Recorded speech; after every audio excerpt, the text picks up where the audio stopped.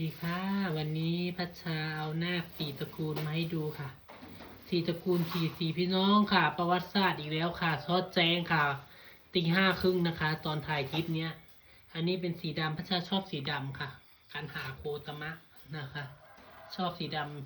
ำสีทองนี่ถ้าจำไม่ผิดน่าจะเป็นวิรูปักษ์หรือเปล่าพี่น้องพญานาคชั้นสูง ส่วนสีลุงพัชชาจำชื่อไม่ได้นะคะแล้วก็สีเขียวเนี่ยอย่างกระวงจำบ่ได้คือกันค่ะชอบสีอะไรคะคอมเมนต์มานะคะชอบแจ้งค่ะชอบแจ้งจนจะเป็นลมแล้วพี่น้องจนสี่แล้วค่ะพี่น้องคะสวยมากสวยทุกตัวส้มเจ้าของนะคะ อันนี้เป็นโฟมขนาด4 นิ้วนะคะพี่น้องแต่ลูกค้าเพิ่นก็วาดมาให้ดูแบบอยากได้ทรงนาคแบบนี้ค่ะคล้ายๆเลข 2แต่ของเพื่อนน่าจะเป็นแบบช่วงหัวกับช่วงตัวเท่ากันมันไม่สวยพี่น้องถ้าเอาช่วงหัวกับช่วงตัวเท่ากันนะ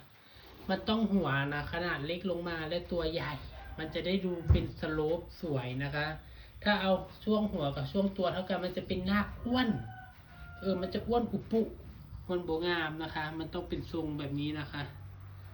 เหนื่อยมากพี่น้องคะและชุดใบสีชุดนี้สวยมากเพราะเป็นงานใบตองล้วนเนาะพรุ่งนี้เช้าถ้าพัชชาตื่นไหวจะถ่ายให้ดูค่ะพี่น้องคะเพราะว่าอันนี้ต้องเตรียมจัดส่งสมุทรสาครหรือเปล่าจำไม่ได้สมุทรปราการสมุทรสาครนี่แหละพี่น้องคะ